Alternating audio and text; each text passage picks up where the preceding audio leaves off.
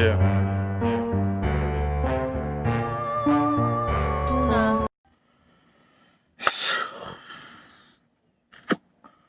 What's up, Alliance League? It's your boy Kid. Oh man, today's video is not gonna be a happy one at all. At all. So, a man by the name of George Floyd, as you all know, was killed. He was at a store buying some groceries or whatever, and was suspected of using a counterfeit bill. So the store clerk tried to get him to return the items. When he refused, they called the police and made up this elaborate story about him using a counterfeit bill, and he was drunk and belligerent and all this stuff. Well, whenever the police arrived on scene, they even made a statement saying that even if he was under the influence, his intoxication levels were not high enough that it would impair or make his judgment rational or irrational or whatever. So basically, he was of sound mind when they arrived on the scene. They handcuffed him. He did not resist. None whatsoever. Then they walked him across the street. And that's when everything just went south. And after that, I kind of don't really have much information, the proceedings that happened after that, except for the fact that the officer in question had his knee on the back of this man's neck. And then two more cops were seen basically pressing their knees into this man's back, while this man continuously pleaded, saying he cannot breathe, please, being respectful, not calling them names, saying, please, sir, I cannot breathe. Come on, man. Please, I can't breathe. No response. The cop just dug his knee, and there's literally videos of him straight up just digging his knee into the back of this man's neck, up into the point to where this man was unresponsive for almost 3 whole minutes before they released him, and he was found dead. There's several videos circling the internet. Several people, have their own little shots of and angles of what the events. But the bottom line is, this is ridiculous. This is getting way out of hand. And these people who are supposed to be here to protect us, to serve the public, and yet they're not protecting us. They're the ones that are mostly putting us in danger. And before you go there, yes, there is a lot of black on black crime. I will admit. Yes, there are a lot of white people that are put in the same positions.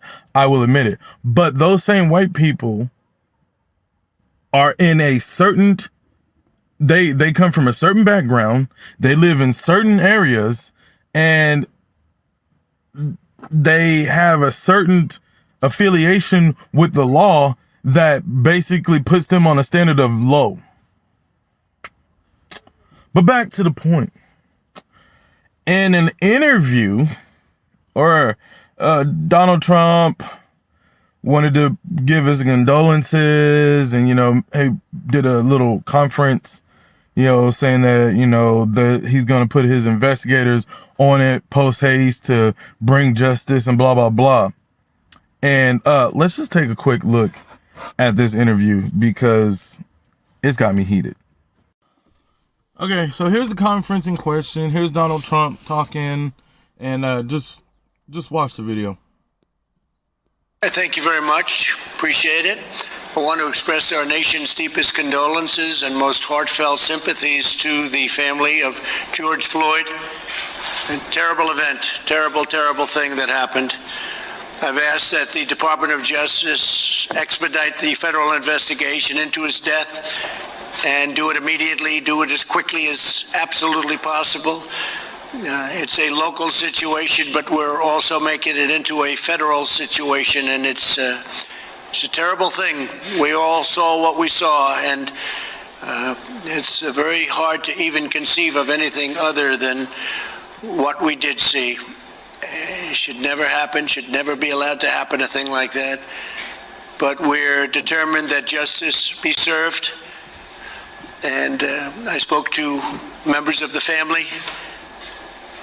terrific people, and will be reporting as time goes by.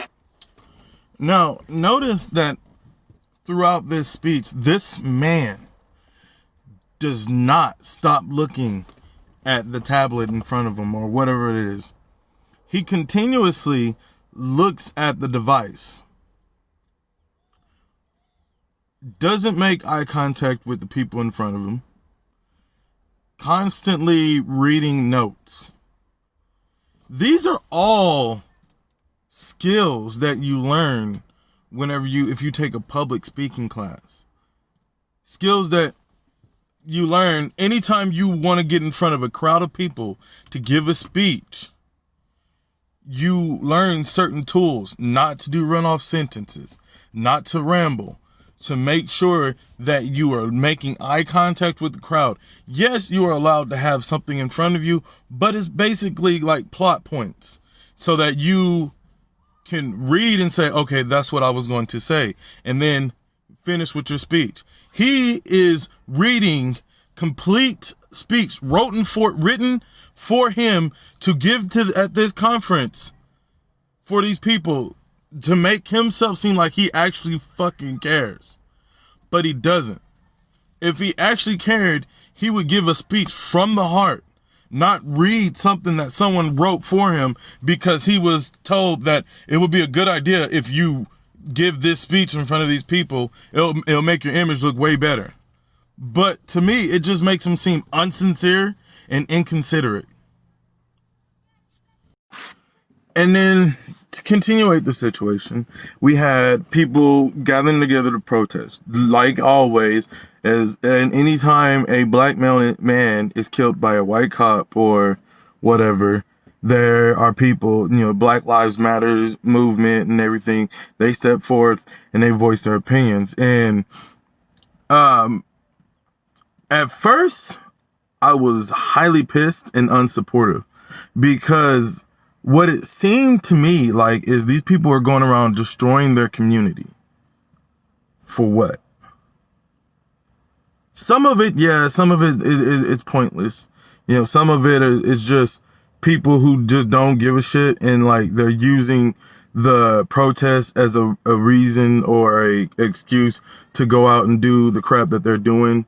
And for you, I say you're a piece of shit and scum.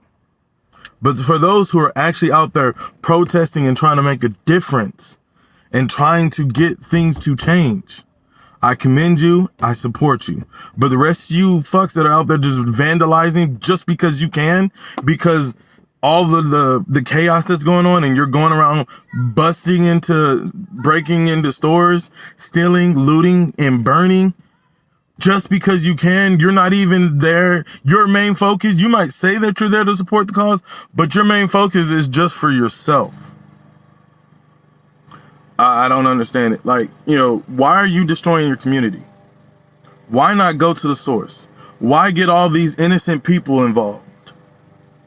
I know people personally who've told me that they live in Minnesota who've told me that they've had their houses broken into. They've had their stuff vandalized. They were attacked. Shit. I know a man that lives here says that his brother's house was broken into and his daughter was shot in the leg because of this. So for those that are just committing crimes for no reason, you're a piece of shit. But for those who are out here protesting and the cops are inciting violence, they're antagonizing, they're egging you on to the point to where you have no choice but to fight back. I commend you. You're out there on the front lines. It's ridiculous, and my girlfriend made a point to say that, you know, that not all cops are bad, but this is showing us how many bad cops there really are. There are cops literally running people down on the streets because they're standing in the streets. Why? People walking home from the store or from work, trying to catch the bus, getting caught by a curfew and being pepper sprayed or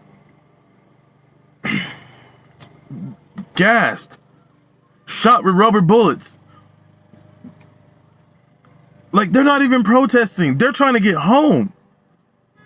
A 7-year-old girl was with her parents walking home and got shot in the face with a rubber bullet or two. And people were going at the parents saying, why did you have your daughter at a protest? Why did you have your daughter? She was trying to get home from the store. And if you see, there was a video of her and her daughter. She had 2 bags full of groceries when her daughter got shot in the face. Come on, people. And then there's a whole war on Twitter, on Facebook and Twitter and whatnot, saying that George Floyd didn't die because of the police. He died because he had heart problems and he was a crackhead. First of all, if you have any medical conditions that do with the respiratory system, or, you know, your lungs or whatever, or your heart, you know, all that stuff, any type of unnecessary pressure on the chest or the back where the chest is, where the heart is and stuff, or any lack of oxygen to the heart and lungs will kill a man. Therefore, by default, he was the cause of his death, regardless of whatever medical conditions he had. The man said he couldn't breathe. Police are not trained to restrain someone and then hold them down as they are handcuffed. He was in cuffs. There was no more damage he could do. On the ground in cuffs. He did not have to sit on that man's neck like that. Put his full weight on it. That was unnecessary. And I don't care what you try to use to justify it. It was unnecessary. And that man deserves first-degree murder. The other 3 cops that were there, the other 2 that were sitting on him, and the one that was there and decided not to do anything, they all deserve accessory. End of discussion. There is no more about it. No, I do not condone the violence and the rioting. I do not condone that. I do not support that. But when the police are antagonizing people to the point of rioting, whose fault is it? These are supposed to be the people who are supposed to be protecting us. These are supposed to be the people who are supposed to be standing for us, not beating us down every chance they get, not killing us for no reason, unarmed, not overusing your authority as a civil defender. People really need to get their priorities straight and figure out what the fuck is going on. Because we've been dealing with this for way too long. And it's not just black people. The Latinos, the Indians, anyone of color, anyone of a minority is being treated like trash. I watched a video today. A white man wielding an axe was met with non-lethal actions. The cops were trying to restrain him, not shoot him, never pulled his gun one time. All he did was pull out his baton. But anytime a black man is involved and it's caught on camera, it's always guns are immediately drawn. It's always thrown to the ground and getting the shit beat out of you. With no unarmed men being thrown to the ground, being restrained, being choked out, being beat. For what? Why don't y'all do that? Why didn't you do that to that man that was wielding the axe, swinging it at you in a lethal manner, saying that he was going to kill you? But the unarmed black man, not resisting, not showing any form of aggression, is being treated like straight trash. Like we are no longer human. This got to stop. That's all I gotta say for now. Kid Ari out. Alliance dismissed. I gotta wake up. For the time that I lost, I gotta make up. For the pain that I brought, I gotta take up. I'm lost in my thoughts, I gotta change up. I can't.